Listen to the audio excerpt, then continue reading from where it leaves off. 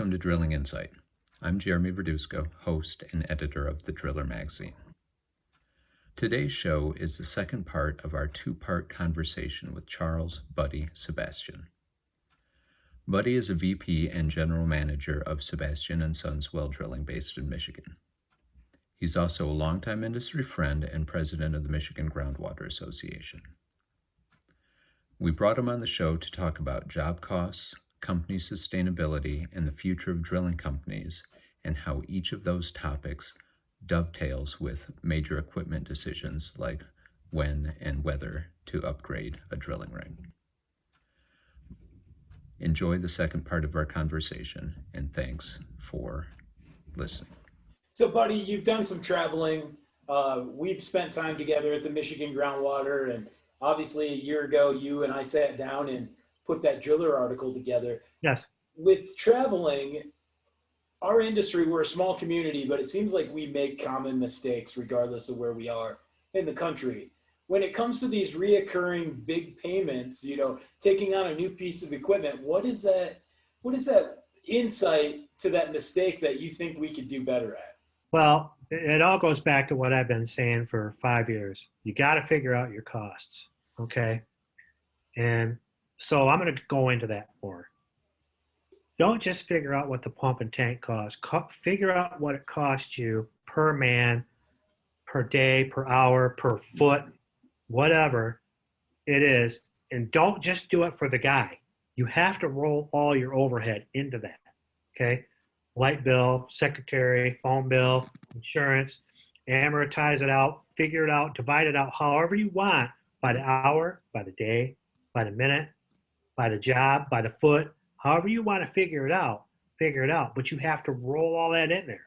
You can't say, well, my pump and tank sales will take care of the overhead. Okay, will it? You know it will? You better figure it out, because what about all the unforeseen things? I think the biggest mistake guys make is thinking that, well, Brock's charging 55, I'll charge 65, so I'm making more money. But Brock might be losing money at $90 an hour, but he doesn't know it because he hasn't figured out his costs. You have to start with your costs and then add your profit to that. The rule of thumb used to be 30%. I'm here to tell you, in the drilling industry, if you're only making 30%, you bought yourself a job, okay? So you need to price your products and from your costs over that at about 38 to 42% to really put some money aside. And it's no crime putting some money aside to buy that rig or buy that water truck, okay? You're actually doing your community a favor by running up and down the road with better equipment. It's safer, okay? It's safer for your employees. You can sleep better knowing that it's a newer piece of equipment running up and down the road, and you don't have to worry about that potential accident. It's bad enough with other drivers. You don't need to be the cause.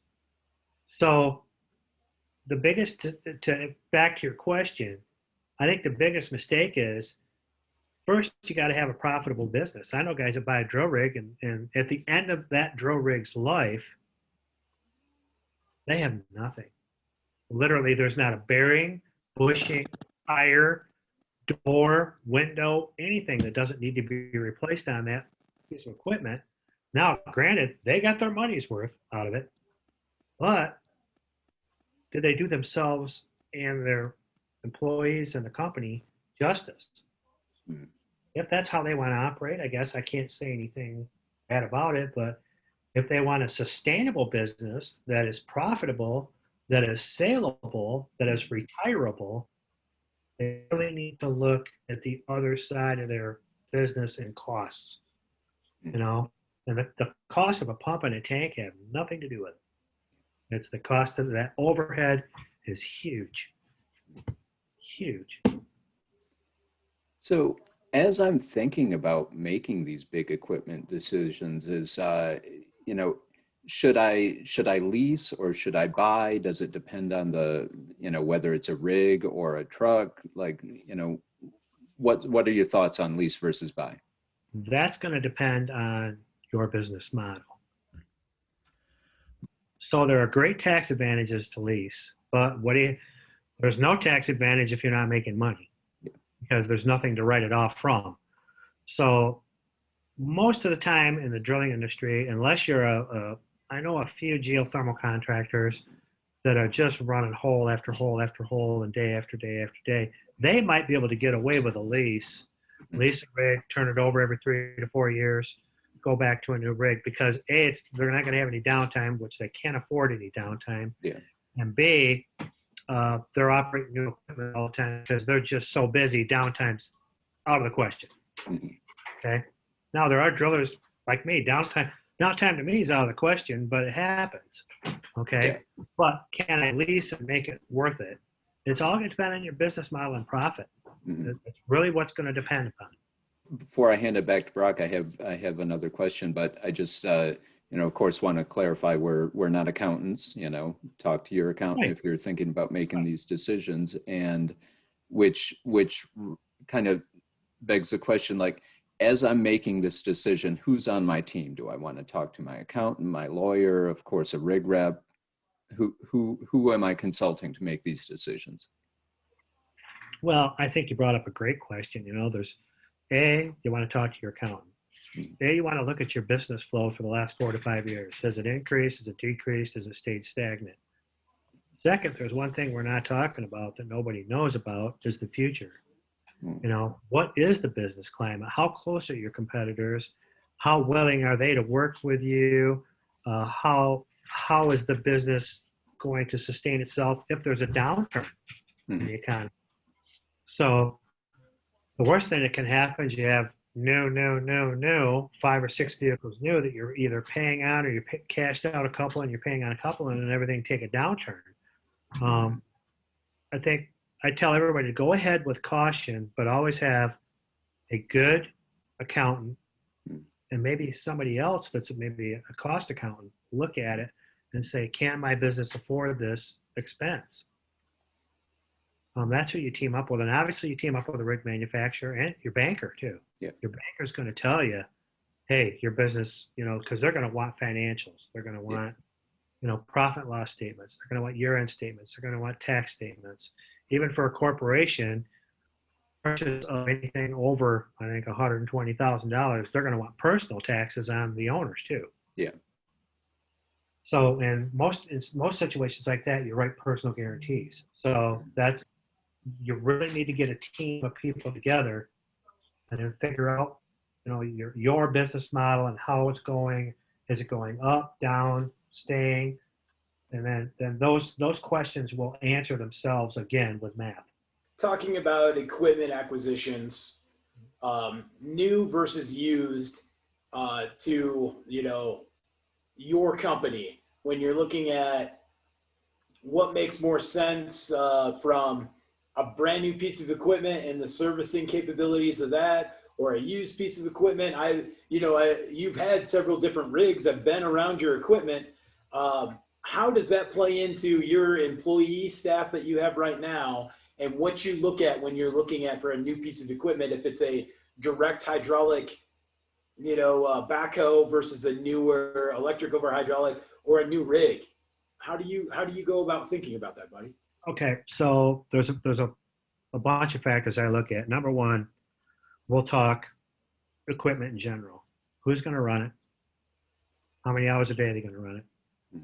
What am I going to do with it? Am I going to sell it, or is it a also have type piece of equipment? And then bottom line, what's my return on my investment going to be once I purchase that, based on what I see with my accountant and my cost accountant, say, okay, business, we think business is going to be here. The trend is great. We've got all this stuff ahead of us. We got 9 months worth of work or 3 months or whatever it is. Where's my return on my investment going to be? And then how much do I have? How much money do I have to put up front? If I got no money to put up front, which I was in that situation, zero, then I might want to look at a lease, purchase, or a used piece of equipment that I can upgrade, a good use that I can refurbish in 3 years, or take some downtime and put some money into it. Where if I'm just going all out and making profits and I can't afford to have the downtime, I might look at new and say, we've got enough work to keep this thing busy for at least a year and a half, whatever it is, backhoe, drill rig, tanker. You got to look at that. You want to look at your return, and nobody can see out 5 years. I mean, you just can't. You know, nobody predicted the pandemic. And when they said pandemic, we all would have probably sat in a room and go, oh my gosh, business is going to go in the toilet. But in reality, I know a lot of well drilling companies, and everybody that I talk to, most people are busy, real busy, and had upswings in their total volume sales this year. You know, profits, I don't know. Mine are up, but it just depends. So to answer your question, Brock, I think it's another question that is business specific, but also not just business specific, it's staff specific. Okay. You might have a company that they don't want to turn anybody loose on a new drill rig, including the owner. You might say, no, I don't want that responsibility. Yeah. My business isn't set up that way. And you have others that buy nothing but new. And I'm sure you experienced that in your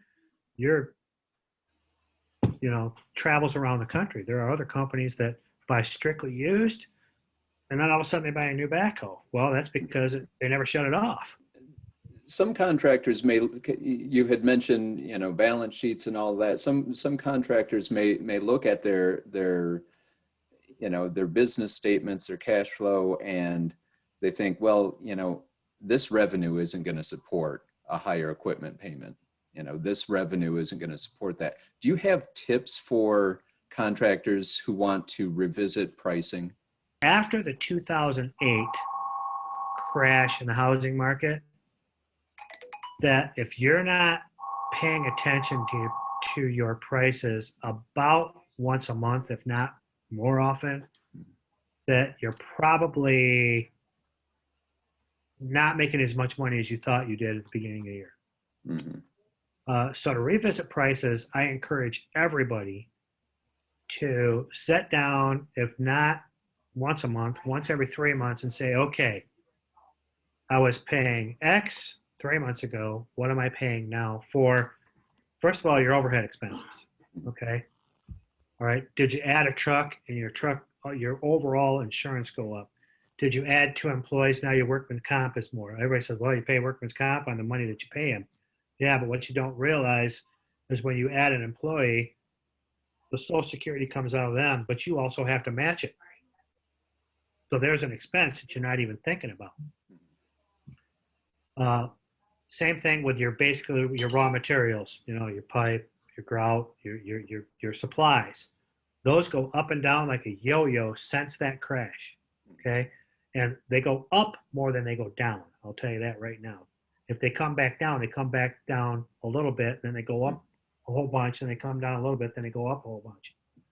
So I would encourage any contractor to take a look at their price once a quarter. You know, they don't have to spend 3 days doing it. Just say, okay, what's went up? What stayed the same? Has anything gone down? And then kind of balance that out. I look at my costs probably at about every month and a half on all my overhead, because it's ever changing. And we don't have 20 employees, you know, we have 15. Yeah. So we're not huge, but we're not small. So I look at mine about every month and a half, and I'm always changing my hourly rates, driving the service guys crazy. But I have to, because I want to keep up, and I want to make sure at the end of the year that I can employ all of them next year. Yeah. Well, and that's exactly where I want to go next when we think about business sustainability. So now I've bought this new rig, and I've heard this. You and I have talked about it. We bought this piece of equipment that is a large monthly payment, and suddenly we're thinking about, how do I continue to pay a crew a fair wage to run this, you know, almost $1 million piece of equipment without bankrupting the company? What is your school of thought on that, buddy? You want my real school of thought? Set your prices where they need to be to have competent help, have the proper safety equipment, have the proper equipment to drill, and go out and drill. You will get work. You're not going to get, and I will say it this way, without any disrespect to anybody. Cheap work goes first. Mm. So what I'm saying is you throw out bids, or you throw out quotations, like I like to say, or estimates, and all of a sudden you find out that you didn't get 6 or 8 of them. Then all of a sudden you start getting them. Yeah. In our industry, we're not overrun with companies doing what we do. Hmm.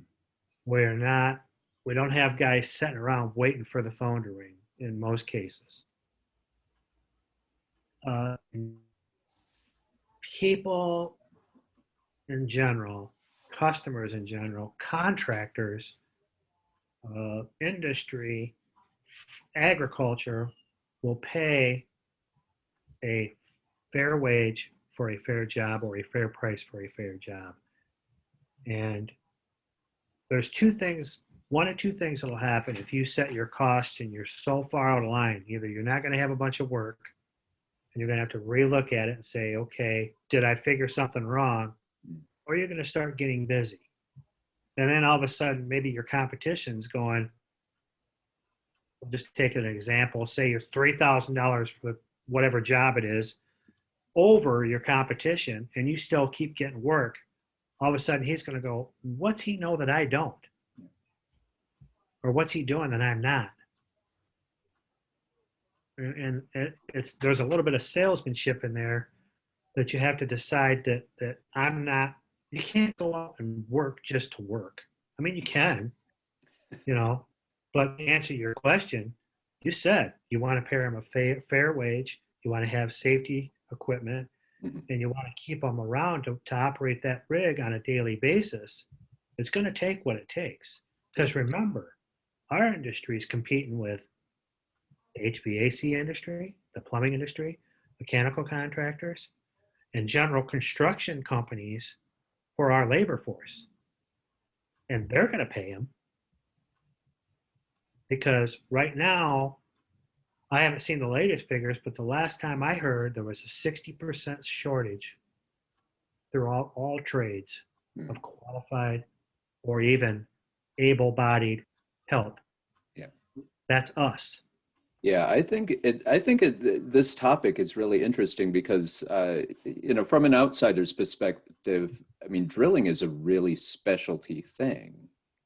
What you guys do, it seems so strange to me that what you guys do shouldn't fetch top dollar. I mean, I'm preaching to the choir here, but I hear I've printed many columns over the years, particularly from the likes of like Wayne Nash talking about how everyone in water well is underpricing.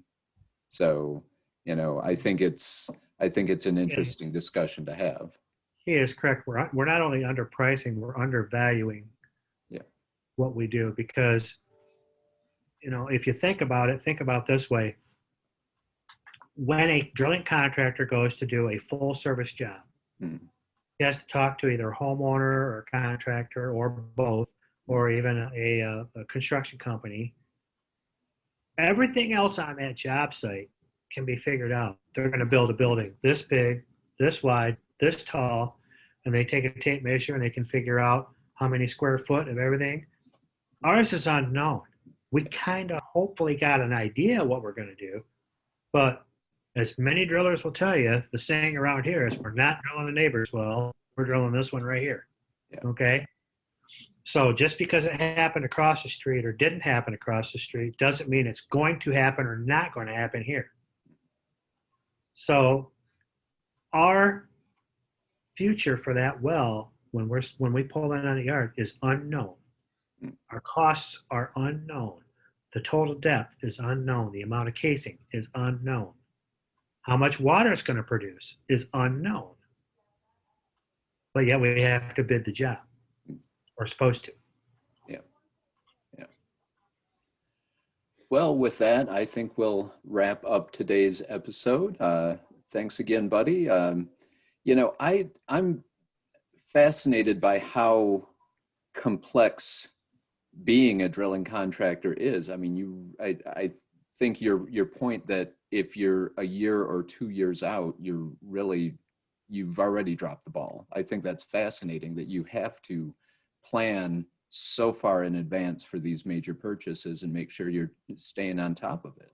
Brock, what do you think? What did you find? I agree. And, Buddy said this to me a year ago. Jeff Williams has said this to me that we can be great drillers and not great businessmen.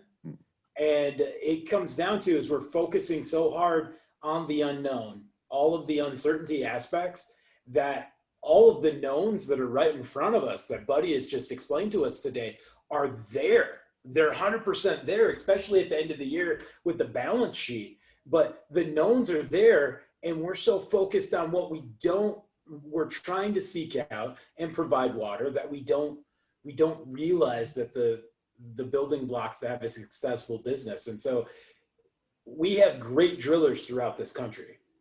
We have few great drilling company businessmen as many drillers as we have. I will agree. And I think that, I've talked to Brock about this. I want you to think about, and if anybody's out there listening, think about when you first started, what you knew. And we're just going to not even talk about just drilling, what you knew about electricity and plumbing and pipe size and meters and capacitance, and even you mentioned cathodic protection and pump sizing and all that. Think about what you knew when you started and how much more you know now, and what that knowledge allows you to have the capabilities of doing, and accomplishing. And if you think about our industry, you've got to be a very well-rounded mechanic, hydrogeologist, geologist, electrician, plumber, pump sizer, engineer, even a contractor in general, mechanic, know about hydraulics, clutches. Your knowledge as in our industry, when you get to be seasoned, is so vast, you can do anything.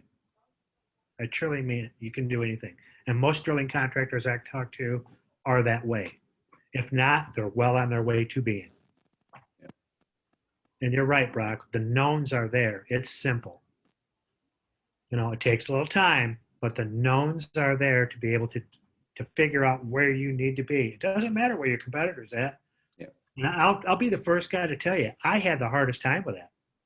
And one day I just decided, and our newest rig at this point is an 06. We're going to buy a new one probably next year. It's taken me how many years of putting this cost together and figuring it out. This is where we got to be to do that. Agreed. You can't run a business on hope and luck. No. We have to run a business on the science, the physics, and then all of the math that's there to show that a business can be sustainable. Most drilling contractors I know are a little bit of a risk taker. You can't be conservative either, okay? And I just want to say that because most guys will say, well, he's talking like an accountant. I'm not an accountant. I don't have an accounting degree. Okay, you have to be a little bit of a risk taker to do this. Yeah. But also you have to know your industry. Accountant couldn't do this. He doesn't know our industry. He doesn't know the unknowns. He doesn't know the things that when you come in on Monday morning and you've got an apartment complex out and then you got a dairy farmer, which direction do you send the guys? You send them to the dairy farm. Everybody knows that. The apartment complex can wait. They can go to the hotel. You send your guys to the dairy farm. If you got one crew, that's where you go. Yeah. Well, a business guy wouldn't make that choice. Yeah. But a well driller will. Okay. And I think that it's my hope and dream that we can elevate this industry to have the stature and the reputation of one of the best industries to work in, because those guys know what they're doing. And Susie's grandson wants to be a well driller because it's a not only a noble profession, he's going to know what he's doing, and it's sought after. And Susie can feel confident that her grandson will be well compensated. Well, and the driller certainly supports all of these efforts to, help folks in our audience be better business people, work safer, all of that, just be in general, better stewards of water, better stewards of their business. So thanks again to Buddy Sebastian. Buddy, where can the audience find out more about you? About me? Well, we have a Facebook page. Sebastian & Sons has a Facebook page, and we also have www.sebastianwell.com. You can find fresh episodes of our show on our website or on Apple Podcasts every other week. And of course, you can search Drilling Insight there and hit the subscribe button.